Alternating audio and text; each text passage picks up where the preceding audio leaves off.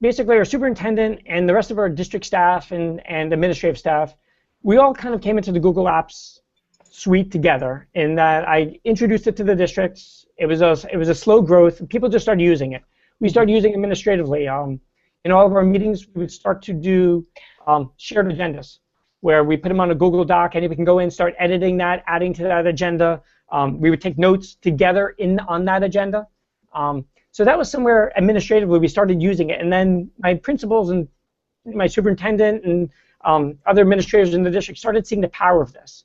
A lot of sharing started happening. We started shying more and more away from, hey, I got this document, I'm going to send it to you, to here's this collaborative document, let's work on it together. Sure. Especially when it came to things like scheduling. I know in our math and our literacy, they do a lot of planning centrally on student placement for the next year, and they used to do these math spreadsheets, and then they used to take those spreadsheets and kind of combine them together, and it would take hours and hours. And what we did was we said, let's have this common spreadsheet, let's share it out, and everybody just started putting the data in.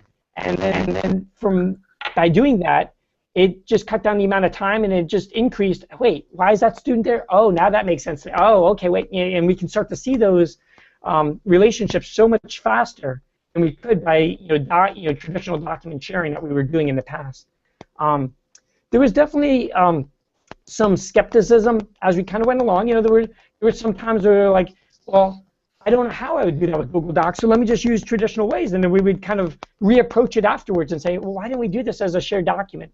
And it took about a year or two for the administrative team to really kind of roll into it and just say, this is better for me to use it this way most of the time than it was before that, which was I would use this now and then. So what was interesting too was around we started in 2009 using it, but in 2012 was the year we decided to just jump in, and this is going to be our core suite.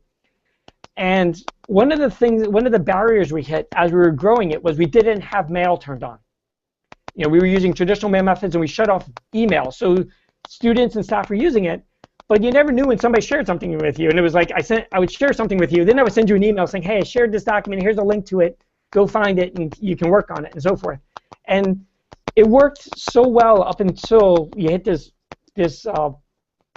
point where it just couldn't go anymore. But once we turned on the email, it just started becoming a natural workflow.